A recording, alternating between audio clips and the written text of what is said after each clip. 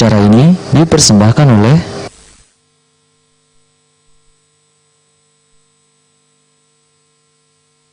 Wabarakatuh pemirsa, kembali kali ini berjumpa dalam dialog khusus bersama Kotaku, Kota Tanpa Kumuh dan Kementerian Pekerjaan Umum dan Perumahan Rakyat.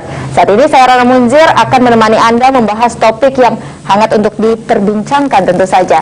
Nah pemirsa, program Kotaku merupakan salah satu program pemerintah pusat dalam rangka untuk mengurangi kumuh di perkotaan. Pemerintah berupaya untuk mencapai target RPJMN 2020-2024 dengan target penanganan kumuh sebesar 10.855 hektar. Pada RPJMN sebelumnya, program Kotaku telah berkontribusi dalam target penanganan kumuh tahun 2015-2019 sebanyak 32.222 hektar dari target 38.431 hektar. Pendekatan kegiatan untuk penanganan kumuh dilakukan melalui kegiatan skala lingkungan dan skala kawasan. Target RPJMN 2020-2024 seluas 10.855 hektar atau target kontribusi Kotaku sampai dengan tahun 2022 seluas 4.373 hektar. Untuk mencapai target tersebut pada tahun 2021, program Kotaku Provinsi Sumatera Selatan melaksanakan kegiatan melalui bantuan pemerintah untuk masyarakat di 15 desa, kelurahan, 9 kota kabupaten di Provinsi Sumatera Selatan. Di antaranya Palembang, Muara Enim, Oki, Oku, Pagar Alam, 4 Lawang, Lubuk Linggau, Banyu Asin. 15 desa kelurahan dengan kategori 9 kelurahan lokasi reguler dan 6 kelurahan kategori lokasi livelihood atau infrastruktur penunjang ekonomi masyarakat. Terkait hal ini kita akan membahasnya dalam dialog kali ini. Maksud kami tema hari ini adalah berkolaborasi dan pelaksanaan program Kotaku Provinsi Sumsel 2021. Dan untuk itu pemirsa, kami juga mengundang Anda untuk bergabung bersama kami di line telepon kami di 3646666 dan pada malam hari ini sudah bersama kita ya. Selamat datang Bapak-bapak semua, bagaimana kabarnya? Alhamdulillah, baik. Alhamdulillah sehat ya. Dan saya perkenalkan di sebelah saya sebelah saya terlebih dahulu, beliau adalah Bapak Ahmad Irawan Kusuma, STMT. Beliau adalah Kepala Balai Prasarana Permukiman Wilayah Provinsi Sumsel. Selamat malam Bapak. Selamat malam. Oke, dan berikutnya yang berada di tengah adalah Bapak Insinyur Basyarudin Ahmad, MSc, Kepala Dinas PU Perumahan dan Kawasan Pemukiman Provinsi Sumsel. Selamat malam Bapak. Selamat malam. Dan yang terakhir ada Bapak Albert Midianto ST yang merupakan Sekdir PRKP Kota Palembang. Selamat malam Bapak. Malam. Oke, nah dan pemirsa tidak lupa saya ingatkan Anda untuk dapat bergabung bersama kami di line telepon 364666 dengan tema kita pada malam hari ini adalah terkait kolaborasi dan pelaksanaan program Kotaku Provinsi Sumsel di tahun 2021. Oke, berbicara mengenai program Kotaku yang sedang dijalankan menjadi program pemerintah, sebenarnya yang melatar belakangi itu apa sih Pak? Mungkin dari Bapak Ahmad Irawan. Ya, terima kasih Ibu. Jadi yang melatar belakangi kegiatan Kota Tanpa Kumuh, Kotaku ini adalah Visium Kementerian PUPR tahun 2030. Tadi disebutkan bahwa Visium Kementerian PUPR mempunyai target 100-0-100, di mana yang 100 pertama adalah akses air minum 100%, kemudian kumuh menjadi 0%, dan akses sanitasi layak menjadi 100%. Kalau kita bicara terkait dengan pemukiman kumuh, target 0% harus dicapai di tahun 2030. Jadi itu yang menjadi latar belakang turunnya kegiatan skala lingkungan dengan mengambil judul Kota Tanpa Kumuh atau yang bisa kita kenal program Kotaku. Oke, nah kalau saya ke Pak Basyarudin, kalau konsep dan strategi dari penataan penanganan kawasan kumuh di Provinsi Sumatera Selatan sendiri itu seperti apa Pak? Jadi sebenarnya kawasan kumuh itu kita menggunakan konsep collective housing ya. Collective housing itu sebenarnya intinya dua. Yang pertama adalah relocation, yang kedua adalah land adjustment. Dan readjustment ini yang dibagi nanti ada yang namanya on-site upgrading, on-site reblocking, dan on-site reconstruction dan land sharing. Nah, dalam konteks ini tinggal ada pilihan. Kita belum pernah melakukan relocation karena ini biayanya mahal dan pemerintah kabupaten kota harus mempunyai land banking di sini. Ini belum dilakukan, tetapi yang on-site upgrading ini sudah dilakukan. Yang dilakukan Pak Kusuma di Sekanak Lambidaro, atau yang kita kenal sekarang dengan Lebak Cindonya, itu yang skala kawasan, itu on-site upgrading. Di situ dia memperbaiki skala kawasan di situ, mulai dari penataan jalan lingkungannya, drainasenya, kemudian sanitasi dan air bersihnya. Dan panjang sebenarnya, ada on-site yang saya bilang tadi, reconstruction, land sharing. Bagaimana land sharing itu secara detail sebenarnya bisa, kalau waktunya cukup bisa kita jelaskan sebenarnya. Baik, saya ke Pak Gilbert. Pak, kalau dari Palembang sendiri tadi udah dijelaskan nih, kalau dari Sumatera Selatan seperti apa strategi langkahnya. Nah, kalau misalnya Palembang sendiri seperti apa, Pak? Terima kasih, Mbak. Jadi sesuai dengan RPJM Kota Palembang tahun 2018 sampai 2023, dan dituangkan juga dalam visi Pak Wali dan Wakil Wali Kota kami, salah satunya adalah pembangunan infrastruktur yang baik dan berkesinambungan, Bu. Jadi dalam arti salah satunya adalah penataan kawasan kumuh. Kami tahun 2014 meng-SK-kan kawasan kumuh Kota Palembang itu lebih kurang sekitar 2.500 hektar, Bu. Nah, sekarang alhamdulillah dengan keterbaruan program, salah satunya Kotaku dan program yang lainnya, tahun 2020 melalui SK lagi sudah berkurang menjadi lebih kurang sekitar 1.092 hektar, Bu. Artinya penurunannya sangat signifikan, Bu. Oke. Tapi sebelum kita berbicara lebih jauh lagi, tapi saya ingin tahu dulu sebenarnya definisi kumuh itu seperti apa, Pak? Karena kalau misalnya kita melihat secara kasat mata, oke, ini terlihat kumuh gitu kan, yang ini mungkin tidak kumuh, tapi sebenarnya syarat dikatakan kumuh sama tidak kumuh itu seperti apa, Pak? Jadi suatu lokasi dikatakan kumuh mengacu ke 7 indikator kumuh. Yang pertama terkait dengan ketatuan bangunan, yang kedua akses air minum, yang ketiga akses persampahan, yang keempat akses drainase, yang kelima terkait dengan ruang terbuka hijau, yang keenam aksesibilitas pemadam kebakaran, dan yang ketujuh agak dilupakan saya, mohon izin, jalan lingkungan. Nah, itu yang menjadi kriteria penilaian suatu lokasi apabila kurang dari standar-standar yang saya sebutkan tadi masuk ke dalam kategori lokasi kumuh. Oke, berarti kalau seandainya dari 7 kategori itu suatu wilayah itu yang memenuhi hanya 4 atau 5, apakah itu juga termasuk kumuh atau tidak? Ya. Jadi untuk ada penentuan tingkat kekumuhan, yang pertama kumuh ringan, kumuh sedang, dan kumuh berat. Itu ada lagi penilaian ataupun scoring untuk menentukan dari tingkat kekumuhan itu. Oke, seperti itu. Oke. Nah, untuk di tahun 2021 sendiri, Provinsi Sumsel ini ada berapa kota, kabupaten, dan kelurahan yang akan mendapatkan program Kotaku, Pak? Ya. Jadi saya jelaskan dulu, Ibu, bahwa total luas kawasan kumuh di Provinsi Sumatera Selatan seluas 4.451,92 hektar. Terdiri di 17 kabupaten kota. Memang luas kumuh yang paling luas adalah di Kota Palembang. Dalam hal ini ada beberapa pendekatan yang dilakukan, baik itu skala kawasan yang kami tangani sekarang di Kota Palembang, seperti yang disebutkan oleh Pak Kadis Perkim Provinsi, di kawasan Lebak Cindo. Ini untuk menangani luas kawasan kumuh 15 hektar, ya. Mudah-mudahan dengan disentuh skala kawasan kumuh di Lebak Cindo bisa berkurang pada tahun 2021. Kemudian kegiatan skala lingkungan ini dengan pendekatan kegiatan Kotaku, Kota Tanpa Kumuh. Ini ada yang dikerjakan livelihood tadi yang Ibu sampaikan di awal pembicaraan. kemudian yang reguler, dan kegiatan cash for work ya.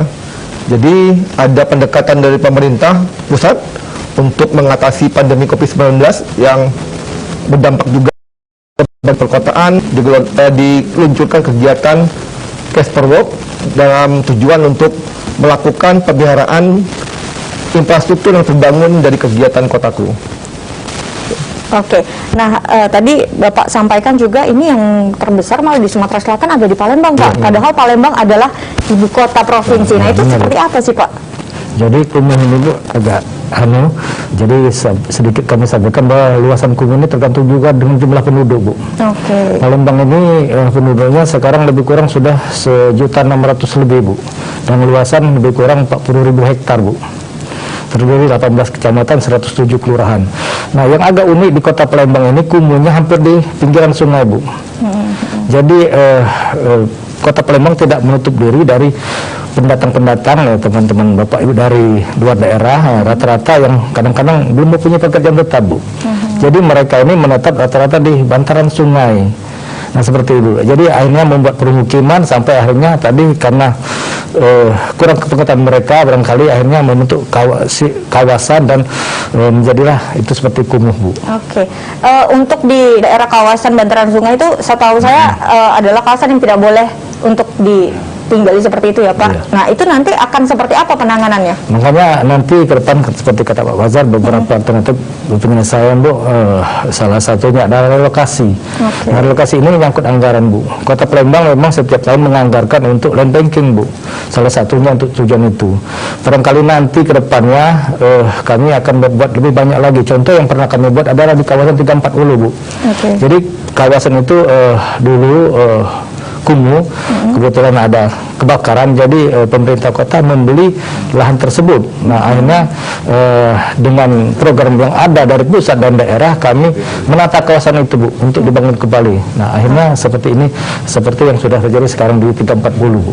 Oke, saya ke Pak Basyarudin, Pak. Kalau dari pemerintah provinsi sendiri, keterlibatan seperti apa sih, Pak? Sejauh mana?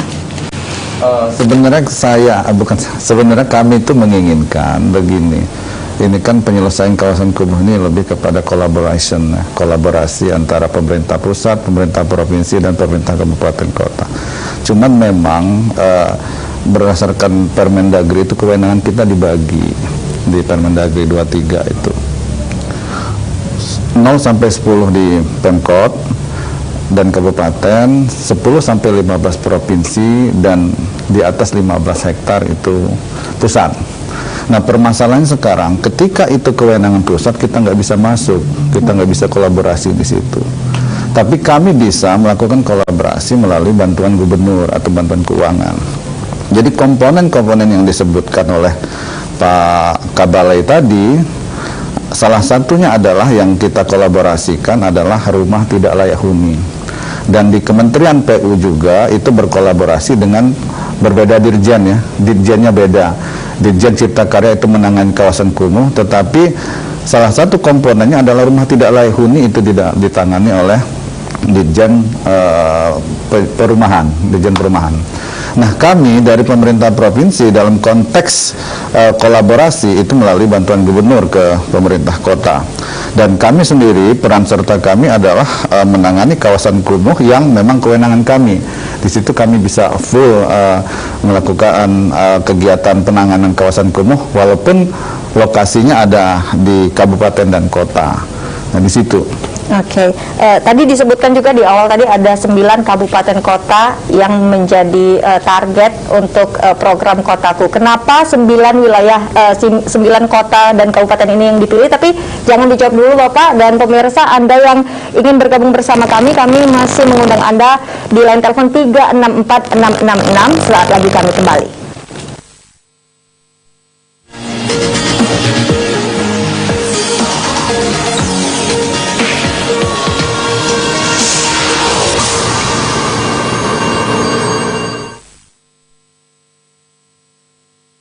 Acara ini dipersembahkan oleh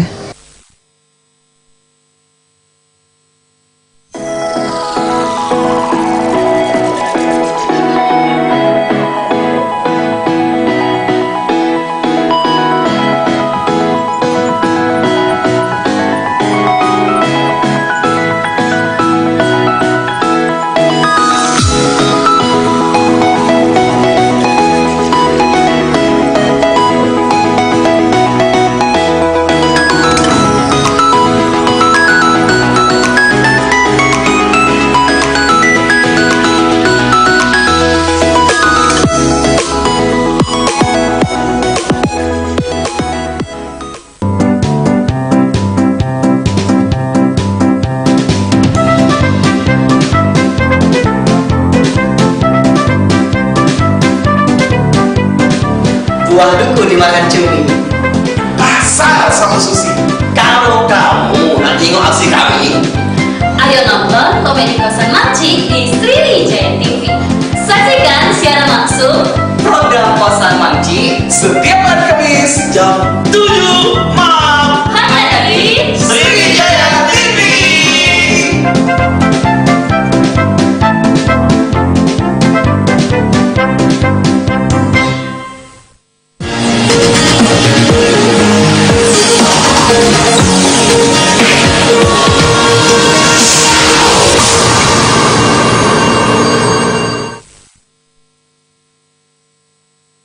Acara ini dipersembahkan oleh Anda kembali bersama kami di Dialog Khusus dan kita masih membahas mengenai kolaborasi dan pelaksanaan program Kotaku Provinsi Sumatera Selatan di tahun 2021. Anda pemirsa yang ingin bergabung bersama kami, masih kami undang di line telepon 364 666. Baik, kita lanjutkan. Tadi ada 9 kota dan kabupaten yang menjadi target program Kotaku. Ini alasannya kenapa ya Pak? Bisa saya jelaskan Ibu. Jadi ada namanya readiness kriteria untuk mendapat kegiatan pengurangan kawasan kumuh di perkotaan. Pertama untuk skala kawasan, yang kedua untuk skala lingkungan. Readiness kriteria yang sudah disiapkan, yang pertama terkait dengan dokumen RP 2 KPKPK, rencana pencegahan dan peningkatan kualitas perumahan kumuh dan permukiman kumuh. Ya. Itu salah satu dokumen yang diperlukan untuk mendapat kegiatan skala kawasan. Dan kemudian yang lainnya adalah harus ada perda kumuh. Ya. Perda kumuh ini juga menjadi salah satu persyaratan untuk mendapatkan kegiatan baik itu skala kawasan dan skala lingkungan. Nah, itu bagian-bagian yang harus dilengkapi oleh pemerintah kabupaten kota untuk mendapatkan kegiatan pengurangan kawasan kumuh. Oke, saya ke Pak Basyarudin. Pak, ini melihat program-program yang akan ditargetkan dan sedang dilakukan seperti itu, ada ini nggak nih hambatan-hambatan dalam merealisasikannya nggak? Ya, pasti kalau hambatan di mana-mana kalau dalam pembangunan pasti. Nggak usah jauh-jauh, kita lihat aja misalnya Lebak Cindo, itu jalannya kan patah-patah.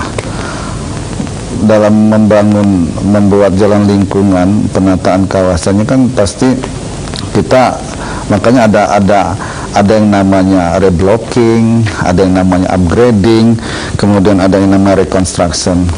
Lahan itu ada yang sulit dibebaskan, sehingga bisa kita lihat jalan itu jadi patah ke sini, lurus lagi, patah lagi.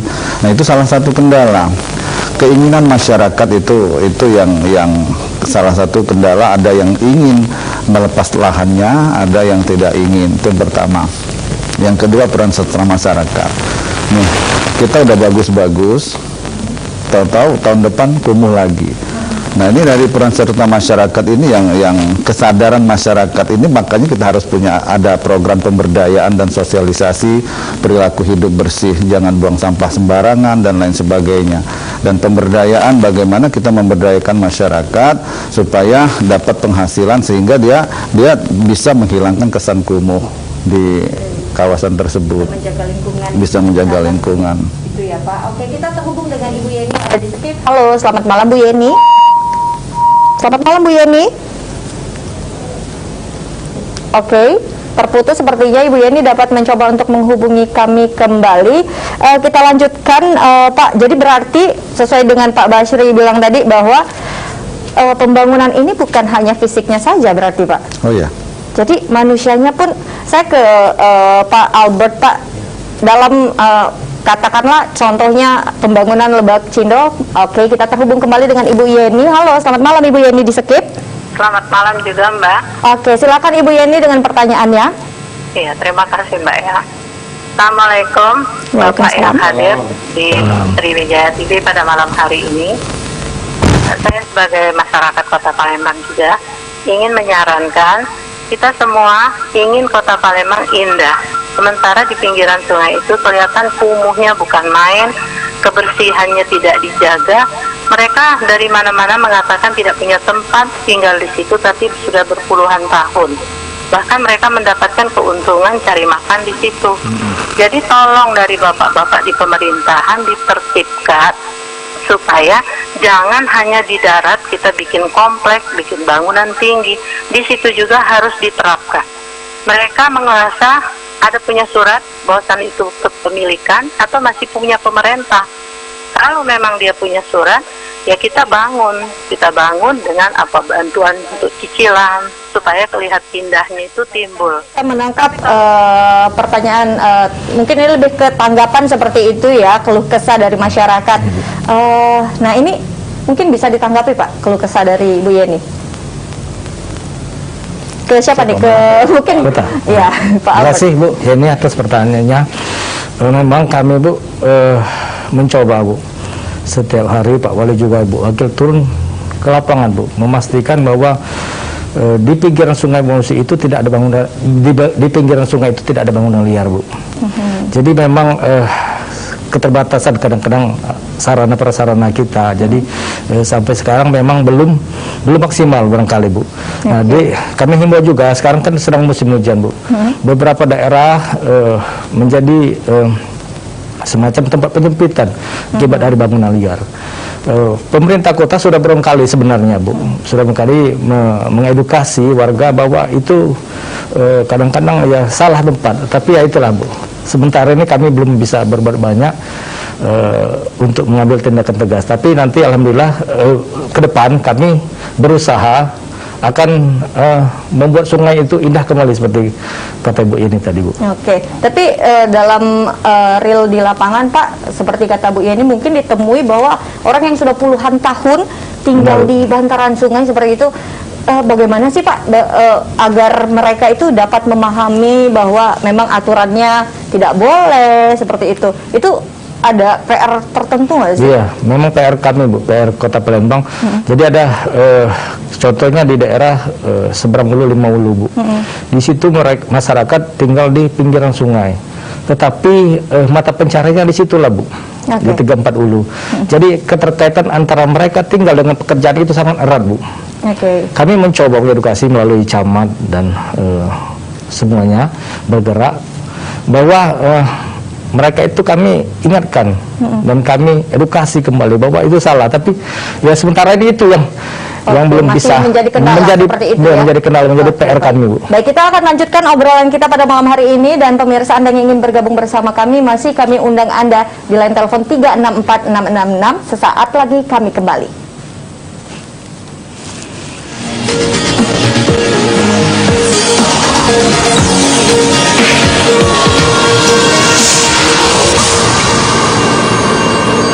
Kriterianya itu yang bisa. Acara ini dipersembahkan oleh Kita nanya mengenai mana nih peluang.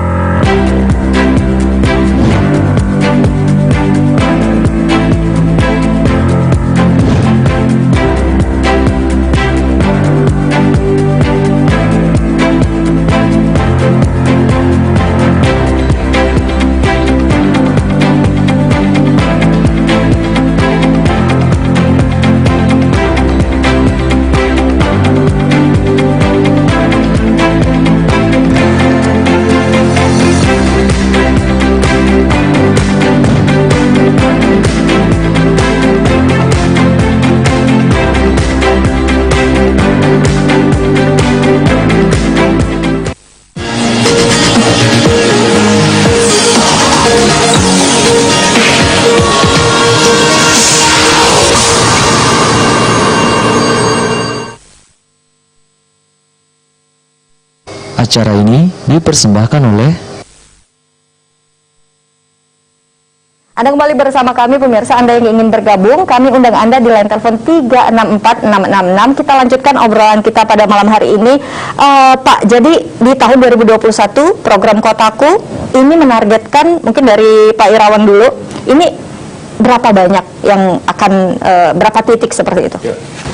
Seperti yang saya jelaskan di awal, ada beberapa kegiatan yang difasilitasi Kementerian PUPR, baik itu skala kawasan dan skala lingkungan. Yang pertama yang kami laksanakan pada tahun ini, yang pertama di Lubuk Linggau, di kawasan Ulak Surung, itu akan menangani ataupun mengurangi kawasan kumuh sebanyak 12 hektar. Kemudian di kawasan Lebak Cindo, ini harapannya bisa mengurangi kawasan kumuh 15 hektar. Kemudian yang sedang berlangsung juga di Kota Palembang, di kawasan 29 Ilir. Ini harapannya bisa lebih dari 20 hektar kawasan kumuh yang di lokasi tersebut akan dihilangkan. Kemudian untuk skala lingkungan, ada beberapa lokasi di Kota Palembang dan beberapa di kabupaten kota yang ada di Sumatera Selatan yang seperti disebutkan di awal tadi, ada 9 kabupaten kota. Jadi totalnya mungkin ada 167,9 hektar yang akan kami tangani pada tahun 2021. Oke, ada 100.000 lebih. 167 hektar. 167 hektar yang akan mendapatkan program Kotaku seperti itu. Tapi kita terhubung dengan Bapak Lintang yang ada di Mas Krebet. Halo, selamat malam Bapak Lintang. Selamat malam, Mbak. Silakan Pak dengan pertanyaannya. Mau nanya ke Pak Basar nih. Silakan Bapak. Di provinsi itu Pak, kan ada, saya dengar ada program bedah rumah. Itu masuk di dalam kawasan kumuh tidak, Pak? Atau di Kota Palembang? Oke, baik. Itu saja Pak Lintang? Itu aja, Pak. Baik, terima kasih Pak Lintang. Boleh langsung ditanggapi Pak Basri? Pak Basar, maaf. Baik, Pak Lintang di Mas Krebet. Jadi sebenarnya program bedah rumah yang dilakukan provinsi itu merupakan ide dan gagasan Pak Gubernur, tapi dalam rangka 75 tahun Hari Provinsi. Jadi kita membedah 75 rumah. Nah, dari 75 rumah ini tersebar, ada di kawasan kumuh, ada yang di kawasan pemukiman biasa. Jadi tersebar tidak hanya di kawasan kumuh, dan ini hanya terbatas di 75 unit. Dan terus terang karena saya langsung hadir dan datang di 75 unit rumah tersebut, sangat-sangat miris yang tidak pernah saya bayangkan. Ada yang tidur di sampah, ada yang di bawahnya itu ada biawa, ada ular dan lain sebagainya. Dan alhamdulillah kita lakukan bedah, tetapi beda dengan yang dari kementerian, Pak Irwan.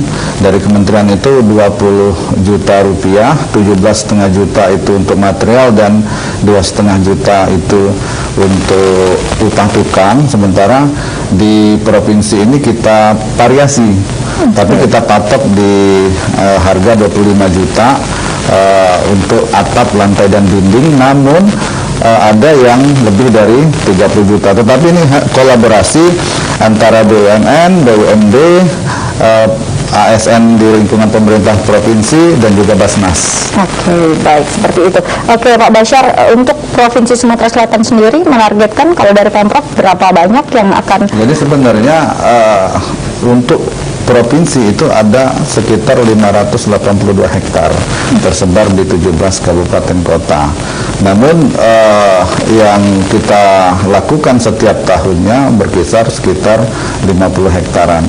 Jadi insya Allah dalam kurun waktu 4-5 tahun ke depan ini bisa teratasi, tetapi tidak menutup kemungkinan akan tumbuh kumuh-kumuh baru. Nah, ini yang harus kita atasi dengan berbagai strategi yang saya sebutkan tadi. Oke, baik. Saya ke Pak Albert. Nah, kalau dari Kota Palembang, Pak, ini targetnya sebanyak apa? Ya, berdasarkan data yang ada dari tahun 2014 sampai 2020, berkurangnya kumuh lebih kurang hampir lebih kurang 1000-an hektar lebih, Bu. Jadi setiap tahun Kota Palembang bisa mengurangi kumuh hampir 200 hektar, Bu. Itu data dan statistik, Bu. Jadi ke depan kami juga ada program, Bu. Di kami, terutama dinas kami itu ada penataan kawasan, terutama dibiayai dari APBD. Yang tersebar bukan hanya di daerah Kumuh, itu tersebar di 107 kelurahan yang ada di Kota Palembang, Bu. Kami harapkan dengan program dari Pak Rewan dan Pak Provinsi juga, pengentasan Kumuh ini untuk Kota Palembang lebih cepat, Bu. Kami juga di Kota Palembang ada pembangunan rumah tidak layak huni RTLH, Bu. Jadi kami kerjasama dengan Basnas Kota Palembang yang 2 tahun ini sudah lebih kurang membangun 30 unit, dan dari Buddha Suci ada juga, dari BUMN ada juga yang membantu pemerintah kota untuk pembangunan rumah tidak layak huni ini, Bu. Oke, berarti ini nanti misalnya di satu titik ada rumah dengan lingkungan yang kumuh, apakah misalkan di Kota Palembang dari Palembang akan mengucurkan bantuan program kota mengucurkan bantuan untuk bedah rumah atau sejenisnya seperti itu, dan juga program Kotaku, dan dari provinsi seperti itu, dan juga dari kementerian seperti itu. Oke. Jadi satu lagi pertanyaannya, bahwa bisa nggak masyarakat umum seperti itu melaporkan atau memberikan laporan terkait dengan ini rumah saya kumuh loh Pak, gitu, atau kawasan di rumah saya kumuh loh Pak, apakah itu bisa diterima Pak, atau seperti apa penentuannya? Siapa nih, silakan. Kalau dari pemerintah Kota Palembang, Bu, bisa, Bu. Jadi kami di Dinas Perumahan Rakyat kami semua ada bidang perumahan, Bu. Jadi kami nanti mendata kalau ada laporan dari masyarakat, terutama dari kelurahan-kelurahan ini, kami setiap hari mendapat data dari kelurahan, Bu. Lebih kurang sekitar 3.000-an unit rumah di Kota Palembang ini yang perlu untuk dibantu untuk rumah tidak layak huninya, Bu. Jadi kalau dari Basnas membangun rumah itu lebih kurang agak besar, Bu, sekitar 60 juta. Nah, kalau dari yang lainnya barangkali ada sekitar 30 juta untuk satu unit rumah. Alhamdulillah sangat terbantu masyarakat, Bu. Kalau dari pemerintah Kota Palembang seperti itu, kalau dari provinsi dan kementerian seperti apa? Bukan, istilahnya bukan rumah kumuh ya. Rumah tidak layak huni. Nah, rumah tidak layak huni itu kan komponennya adalah atap, lantai, dinding. Kalau lantainya tanah itu salah satu kriterianya. Nah, sekarang rumah tidak layak huni ini ada yang di kawasan pemukiman, yang tidak kumuh, ada di kawasan pemukiman kumuh. Nah, itu kemarin sudah saya sampaikan, itu kalau kita membedah rumah, meningkatkan rumah itu menjadi rumah layak huni, tapi lingkungannya kumuh, maka itu yang harus berkolaborasi, terintegrasi. Jadi bukan hanya rumahnya saja yang dibedah, tapi lingkungannya saja yang dibedah. Nah, ini yang ke depan kami bertiga ini akan melakukan itu. Jadi secara komprehensif menuntaskan kawasan kumuh itu termasuk rumah yang tidak layak huni, sehingga kita bisa memanusiawikan mereka-mereka yang hidup di kawasan tersebut. Kalau dari Pak Irawan seperti apa, Pak? Kementerian PUPR, Direktorat Jenderal Cipta Karya, sebenarnya memang mengacu kepada SK Kumuh yang diterbitkan oleh kepala daerah. Jadi memang mekanisme berjenjang. Kalau memang sudah ditetapkan oleh kepala daerah itu menjadi lokasi kumuh yang sudah ditetapkan delegasinya di mana, ya, itu akan menjadi target kami untuk ditangani permasalahan kumuhnya.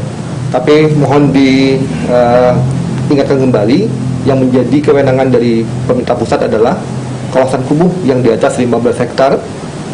Ada beberapa pendekatan yang akan dilaksanakan baik untuk skala kawasan dan skala lingkungan. Baik. Untuk kolaborasi seperti itu, artinya program Kotaku ini tidak mungkin dapat berjalan sendiri seperti itu ya, Pak. Kolaborasi dengan stakeholder mana saja nih yang dilibatkan dalam program Kotaku? Bisa dijawab, Pak? Jadi untuk penanganan kumuh memang butuh biaya tidak sedikit, Ibu. Jadi untuk kumuh ringan itu membutuhkan anggaran 700 sampai dengan 1 miliar. Dan kumuh sedang di atas 1 miliar sampai 1,5 miliar. Kemudian kumuh berat bisa di atas 1,5 miliar. Bayangkan Sumatera Selatan terdapat 4.451,92 hektar. Kita kali aja 1 miliar, berarti membutuhkan hampir 500 miliar anggaran untuk penanganan kawasan kumuh. Kita ketahui bahwa kemampuan pemerintah pusat terbatas, ya, dari dana APBN, makanya memang membutuhkan kolaborasi dari APBD tingkat 1, APBD tingkat 2, dan sumber-sumber pembiayaan lain untuk mengatasi permasalahan penanganan kawasan kumuh. Jadi memang kolaborasi sangat dibutuhkan dalam rangka penggunaan kawasan kumuh. Oke, seperti itu.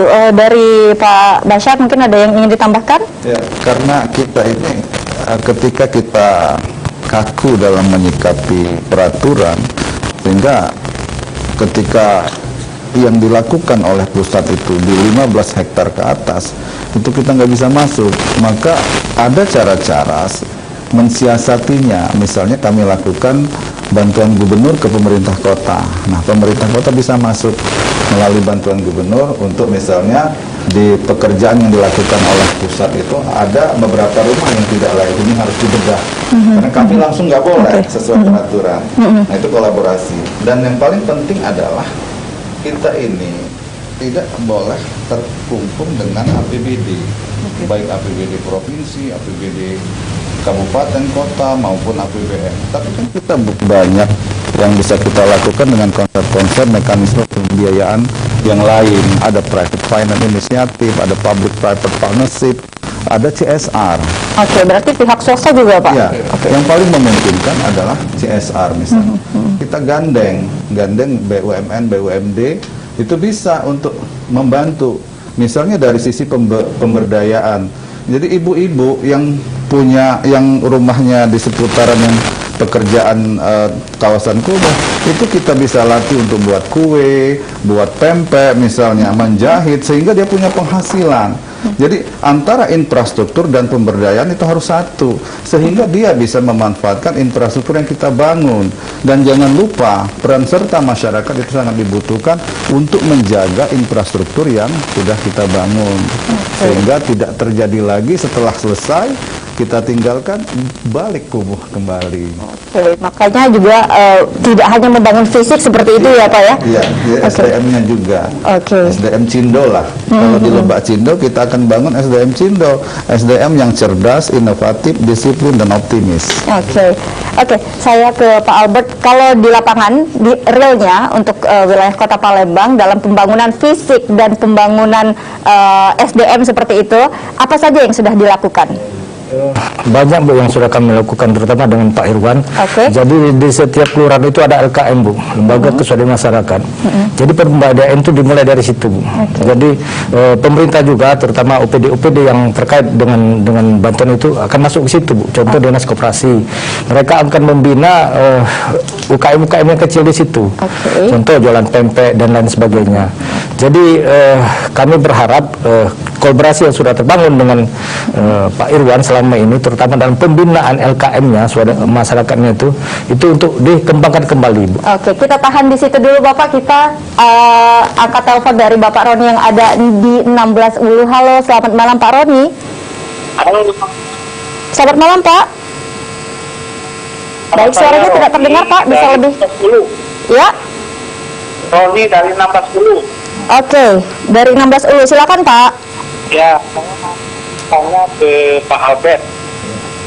Ini terkait dengan kondisi di lokasi rumah saya di 16 Ulu di RT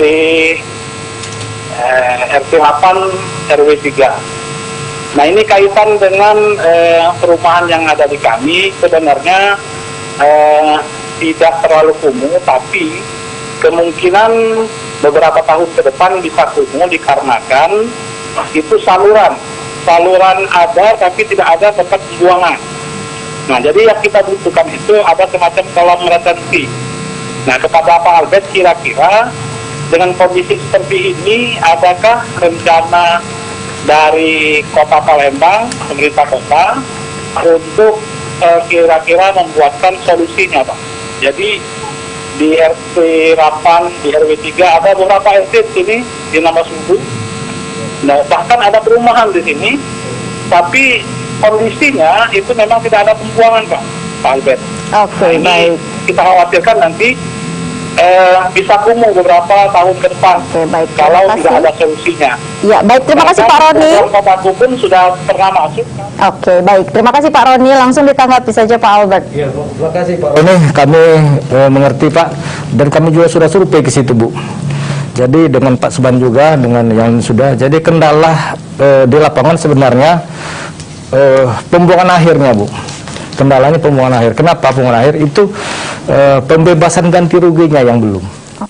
Nah, pernah kami rapat dengan masyarakat yang di ujung situ kayaknya keberatan kalau ganti ruginya itu, Bu. Itu sebenarnya pemasannya. Pembuangan akhirnya ada sebenarnya ke Jakabaring, Jabaring. Pernah kami masukkan program dengan skala kawasan, masih skala sebelum Kota Gut kemarin. Permasalahannya itulah, Bu. Permasalahannya hanya pembuangan akhir karena lahannya belum bebas. Oke, jadi terkendala di pembebasan lahan. Mudah-mudahan nanti mudah-mudahan kedepannya kita akan berkoordinasi terutama dengan anggota DPR yang terhormat, nanti kita akan bicarakan masalah. Oke, baik. Mudah-mudahan bisa menjawab dari pertanyaan dan keluh kesah Pak Roni seperti itu ya. Oke, kita lanjutkan Pak Albert, tadi terpotong sedikit yang sudah dilakukan dalam hal pembangunan fisik dan juga pembangunan SDM di program Kotaku yang sudah dilakukan di Palembang seperti apa, Pak? Jadi tadi Bu sudah sampaikan bahwa sudah banyak yang dilakukan oleh pemerintah, terutama pemerintah Kota Palembang untuk meningkatkan SDM terutama masyarakat daerah kawasan kumuh, Bu. Kami pemerintah kota juga berkolaborasi dengan program Kotaku mengucurkan dana bantuan, Bu, untuk pengembangan UKM, Bu. Jadi dilatih, kemudian diberikan modal supaya mereka bisa berkembang dengan sendirinya, Bu. Oke, gitu. Seperti itu. Iya. Oke, dari pemerintah Kota Palembang, dari pemerintah Provinsi Sumsel seperti itu. Kalau dari kementerian apakah sama juga, Pak? Ya, dari pemerintah pusat melalui kegiatan Kotaku ada namanya livelihood, ya, tadi Ibu sampaikan. Itu turun di 3 kabupaten kota, yang pertama di Pagaralam, kemudian Kota Palembang dan Lubuk Linggau. Oke, Ya. kita tahan di Lubuk Linggau, Bapak. Kita angkat telepon dulu sebentar, baik. Halo, selamat malam. Halo, selamat malam. Oke, silakan Bu Rina. Pak Kepala Dinas PU Provinsi. Mohon maaf Bu Rina, suaranya terlalu kecil, bisa agak sedikit volumenya Mau dinaikkan. ke Kepala Dinas PU Provinsi, Mbak. Oke, silakan kepada Pak Bashar.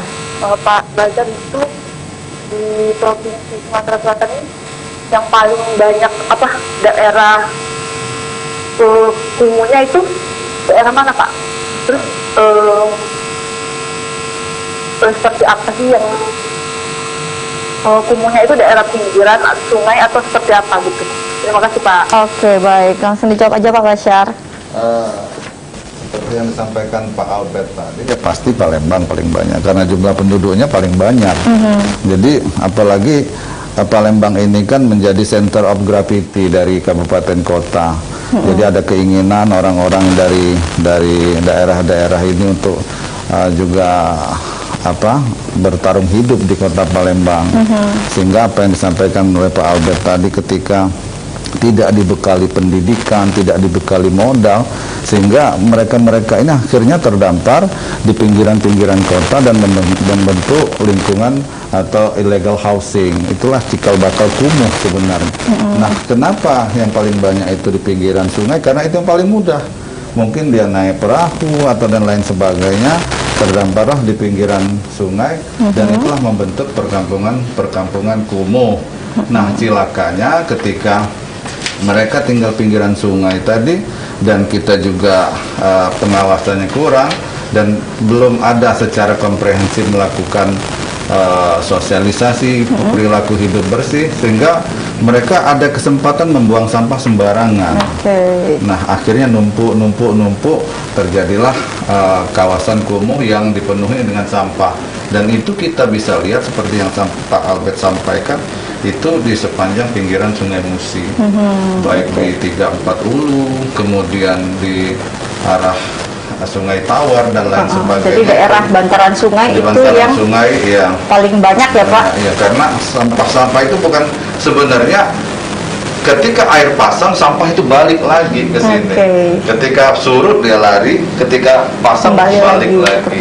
Nah, ini caranya adalah salah satu strategi, seharusnya jangan beri kesempatan mereka untuk membuang sampah sembarangan dengan menyiapkan tong sampah, bin kontainer, baik bin kontainer, small bin kontainer dan lain sebagainya. Oke, seperti itu. Baik, saya ke Pak Irawan, Pak. Dilanjutkan tadi penjelasan terkait dari kementerian sendiri itu seperti apa, Pak? Livelihood, ya, setiap lokasi kumuh mendapat alokasi anggaran 1 miliar.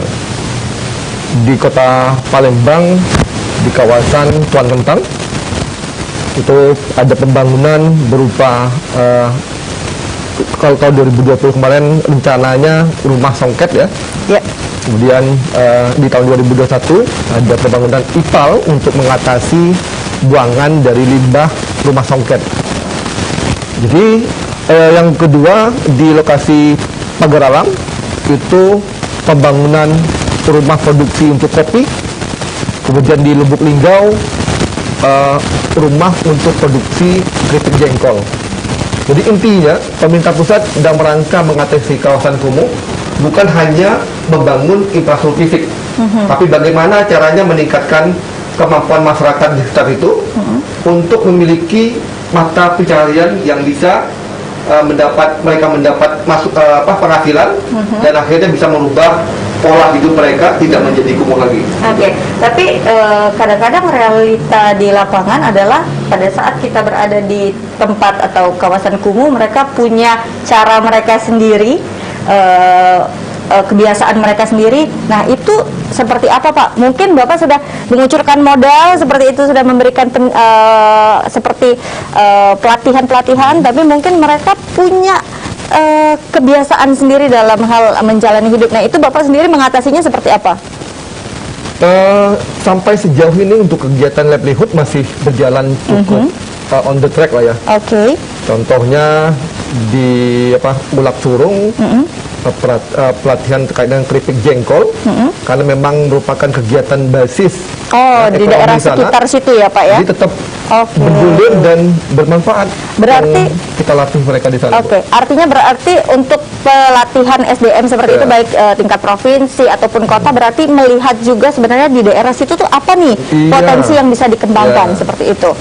Oke. Nah, kalau misalnya mereka yang hidup kembali lagi di bantaran sungai yang biasanya mencari ikan nih, Pak. Namun ketika mendengar kata direlokasi mungkin ada sedikit ketakutan seperti itu, Pak. Itu gimana, Pak? Siapa mau jawab? Siapa deh? Boleh ke Pak Bashar, boleh? Kalau saya sih konteksnya begini. Kenapa kita selalu gagal dalam melakukan relokasi? Sebenarnya kita harus melihat karakter masyarakat, apalagi masyarakat yang di pinggiran sungai. Karena yang kita pindahkan itu rumahnya. Sementara mereka bingung, saya mau kerja di mana ya? Anak saya sekolah di mana ya? Terus gimana akhirnya mereka nggak mau direlokasi. Tapi ketika kita berpikir kita akan melakukan relokasi habitatnya, pemukimannya. Nah, misalnya kita punya land banking, di situ kita di sini akan kami lakukan relokasi ke suatu tempat, tetapi habitatnya, pemukimannya kita pindahkan, kita caplok pindah sini, tempat mata pencariannya. Kalau dia biasa di sungai, kita buatkan pakai bioflok untuk melihara lele misalnya, itu kan bisa langsung ada pasarnya di pecel lele misalnya kan. Kemudian kalau mereka berpikir gimana ya, kami jauh, kita bangunkan sekolahnya di situ. Kalau kita pengen sukses, seriusan ngurusin ini, sehingga di situ misalnya pinggiran Sungai Musi, sebagaimana disampaikan Pak Edi Santana itu, dia pengen antar jembatan itu tersambung dengan dam. Sehingga bantar sungai itu rapi sepanjang sungai. Dulu kan punya programnya, kalau nggak salah berapa kilo ke kiri, berapa kilo ke kanan, sehingga tertata rapi. Nah, itu yang harus kita lakukan. Jadi habitatnya yang kita pindahkan ke tempat yang lengkap. Ini pemukim, ini rumahnya, ini sekolahnya, kalau perlu ini pasarnya, dan ini mata pencariannya. Tidak mudah memang, tetapi harus ada niat dulu untuk ke arah situ, dan insya Allah kalau sudah ada niat dan kita berupaya bersama-sama berkolaborasi, insya Allah bisa. Dari Pak Albert ada yang ingin ditambahkan, Pak? Jadi seperti disampaikan tadi, untuk kami Bu, kami kira pemerintah kota sudah berusaha Bu ya, sudah berusaha banyak untuk Salah satu contoh tadi yang kami sebutkan tadi, penataan kawasan 34 Ulu dan Kemang Agung, Bu. Itu pada tahun 2018 untuk Kemang Agung itu kami coba kooperasi dengan program 17, pernah kami kooperasi dengan program dari Kotaku, itu berhasil, Bu. Tapi memang kendalanya kadang-kadang persoalan dana, Bu. Jadi keterbatasan anggaran dari APBD maupun dari kementerian itu yang membuat kami belum bisa maksimal barangkali untuk relokasi tadi, Bu. Oke, baik. Tapi ke depan ini mulai kita harapkan akan lebih baik terus seperti itu ya, Pak ya. Oke, dan pemirsa Anda jangan kemana-mana, saat lagi kami kembali.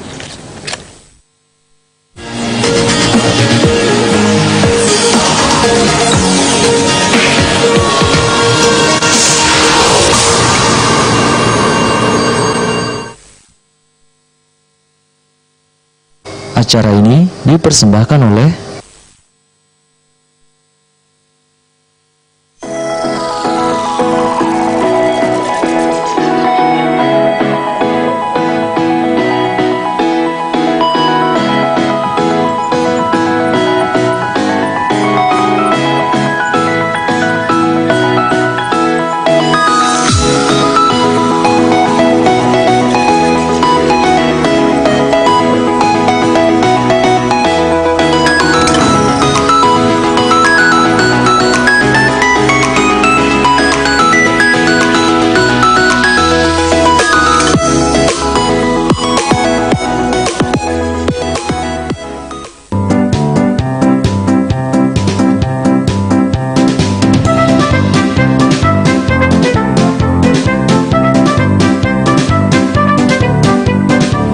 Buah duku dimakan cumi. Kasar sama Susi. Kalau kamu nanti tengok aksi kami. Ayo nonton komedi kosan Maci di Sriwijaya TV. Saksikan siaran langsung Program Kosan Manci setiap hari Kamis jam 7 malam hanya di Sriwijaya TV.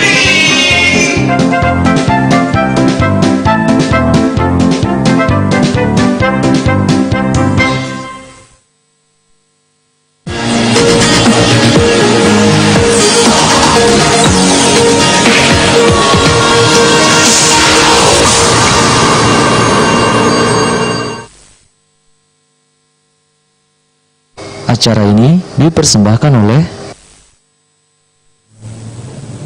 Oke, Anda kembali bersama kami pemirsa di Dialog Khusus dengan tema kolaborasi dan pelaksanaan program Kotaku Provinsi Sumsel 2021. Nah, Pak, sebenarnya kalau dilihat secara keseluruhan ada nggak harapan masyarakat sebenarnya itu seperti apa sih, Pak? Yang mereka inginkan banget tuh seperti apa sih, Pak? Kalau Bapak lihat di lapangan? Di lapangan memang secara faktanya 7 indikator umum masih merata ya di kawasan permukiman. Harapan kami dari pemerintah pusat, pemerintah kabupaten kota untuk mengurangi kawasan kumuh bisa mengajukan usulannya ke pemerintah pusat, dalam hal ini Kementerian PUPR, Direktorat Jenderal Cipta Karya. Kami harapkan kabupaten kota segera melengkapi persyaratan untuk pengajuan. Yang pertama, SK kumuhnya segera dilakukan verifikasi dan ditetapkan oleh kepala daerah sesuai dengan mengacu kepada Permen PU nomor 14 tahun 2018. Yang kedua, lakukanlah penyusunan dokumen RP2 KPKPK-nya, di mana di situ sudah ditentukan atau ditetapkan kawasan-kawasan mana saja yang prioritas untuk ditangani. Kemudian sebisa mungkin didorong penyusunan perda kumuh. Ya. Hal-hal ini yang menjadi persyaratan utama untuk pengusulan kegiatan ke Kabupaten PUPR. Ini yang menjadi kendala, hanya 9 kabupaten kota yang mendapat kegiatan pengurangan kumuh baik itu skala kawasan dan skala lingkungan. Tapi berarti tidak menutup kemungkinan akan bertambah seperti Akan itu bertambah, ya, Pak ya, tentu ya. saja. Oke, baik, ke Pak Basyar, Pak, ini seperti apa Pak harapannya? Bahwa pengentasan kawasan kumuh ini tidak selesai hanya oleh pemerintah saja, ya kan? Nggak ada gunanya pemerintah bangun infrastruktur, bangun 7 komponen yang disebutkan Pak Kabale tadi, tapi masyarakat tidak punya sense of belonging.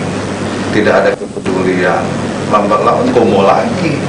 Makanya kalau kami dari pemerintah provinsi sendiri itu akan menterpadukan antara infrastruktur dan pemberdayaan, dan harapan kita peran serta masyarakat di sini untuk menjaga apa yang sudah kita bangun itu ditingkatkan sehingga infrastruktur yang sudah kita bangun itu nggak sia-sia. Dan tentunya dari masyarakat sendiri itu apa yang disampaikan tadi, satu sebenarnya ada yang belum dipraktekkan di kita ini, social pressure. Ketika tetangganya buang sampah, liatin aja tiap hari, lihat malu sendiri nih. Itu social pressure, itu nggak ada di kita. Akhirnya buang sampah bukan kita kasih social pressure, malah kita ikut-ikutan. Makin ketika banjir tiba itu nyalahin orang. Padahal ketika banjir tiba salah satu ya, bukan salah satunya adalah sampah itu tadi yang menghambat pergerakan air yang sangat-sangat luar biasa di pinggiran Sungai Musi itu. Jadi itu, dan juga saya sependapat dengan Pak Kabalai. Nah ini kabupaten kota, ayo dong kita siapkan readiness kriteria yang diharapkan oleh Kementerian PU.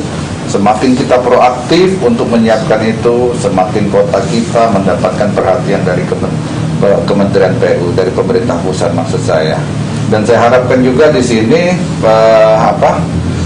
juga kepedulian dari BUMN, BUMD sudah banyak sebenarnya.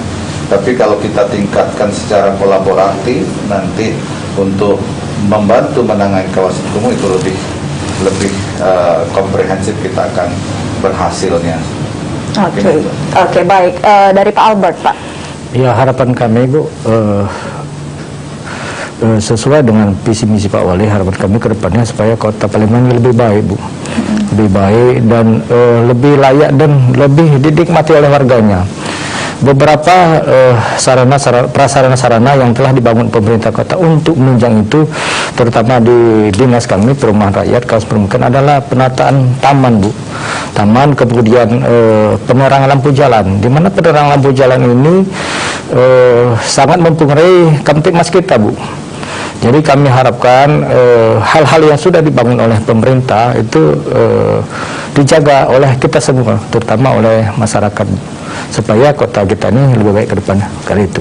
Oke, artinya satu yang perlu disampaikan adalah ini kolaborasi antara pembangunan fisik dan juga pembangunan manusianya itu sendiri. Karena kalau fisik aja tanpa manusianya yang dibangun juga, ya seperti kata Pak Wasyar itu, nanti akan terciptalah kembali kawasan-kawasan kumuh ataupun kawasan kumuh baru seperti itu ya Pak. Dan tentu saja itu tidak kita harapkan, dan mudah-mudahan program Kotaku sesuai dengan target ya, dapat tercapai targetnya dan juga menjadi harapan untuk masyarakat baik itu kota maupun di wilayah Sumatera Selatan seperti itu. Baik, terima kasih Bapak-bapak sudah bergabung, sudah memberikan informasi terkait dengan program Kotaku, dan terima kasih untuk Anda pemirsa yang sudah menyaksikan dialog khusus hari ini dan juga sudah bergabung di line telepon kami di 364666. Akhir kata, saya Rara Muzir pamit undur diri dan sampai jumpa.